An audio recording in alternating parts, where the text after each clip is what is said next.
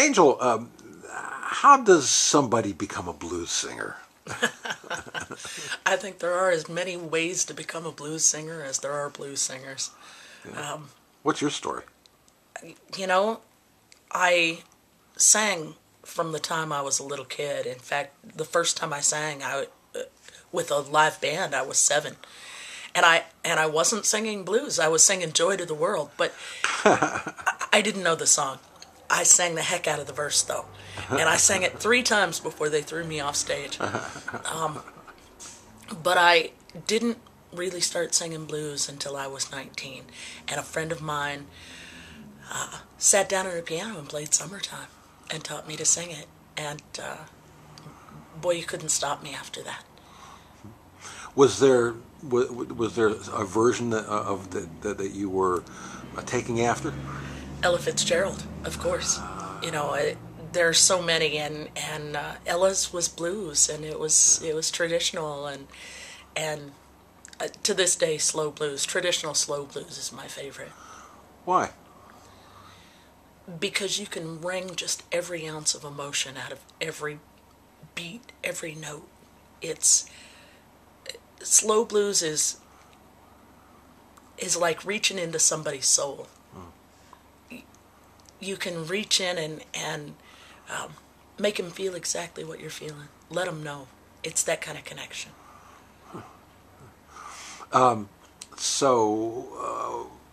Did you jump into the business right away, or what? Oh no.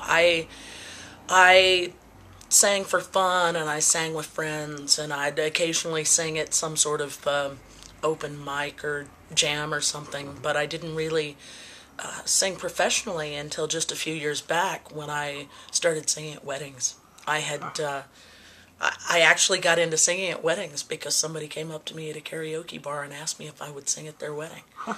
And so I started singing at weddings, and I was singing. You sang blues at the weddings? I sang blues. Well, I sang At Last, which is one of the world's favorite wedding songs. Yeah. And, I mean, that's not all I sang, but I sang At Last, and Lord knows I can sing other stuff. It just doesn't feel the same. Yeah. It's interesting. I mean, so many blues singers, especially female blues singers, have Etta James at their roots, but a lot of them try to sound like Etta James, but you don't. Oh, nobody sounds like Etta. Yeah. And I've listened to so many other blues singers. I mean, Coco Taylor, for example. I love Coco Taylor. I love the growl she gets in her voice. When she's singing, she can just reach down, pull that out, and just, she's growling right at you.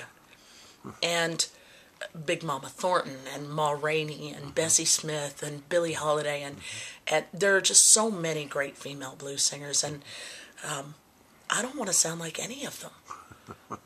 They're fabulous. I can't sound like them, so why try? I want to sound like me. Yeah. You're having some reorganization in your band currently. That must be difficult. Well, you know, as a musician, it's a constant state of affairs for most bands that musicians change bands on a regular basis. Musicians' lives are not stable. We don't make enough money. When you go into a bar and you spend an hour and a half setting up and 3 hours playing a show and another hour taking everything down, and you've had to haul all this gear in and thousands of dollars worth of gear, and you only get paid $50 for the night, your life's not stable. Musicians work 2, maybe 3 shows a week if they're lucky, and if they're doing pretty well. Musicians that work 5 nights a week are incredibly lucky.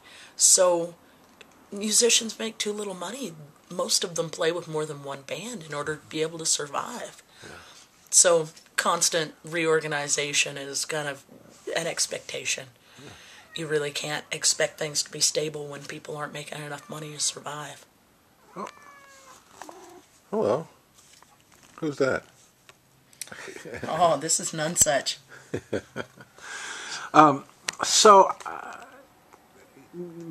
just takes a tremendous amount of dedication to really be able to fight through all that.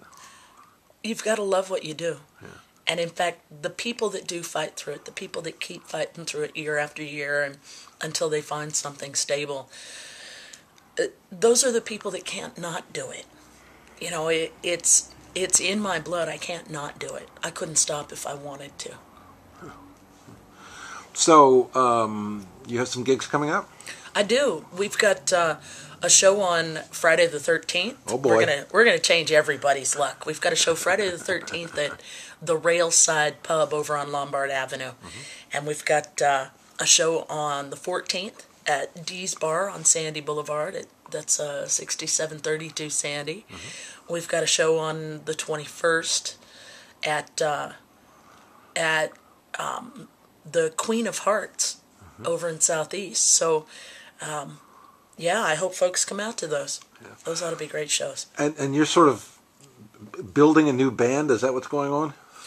Well, I've had a couple of musicians go looking for other work, and they found things that they'd rather be doing, so they're moving on, and I'm changing musicians.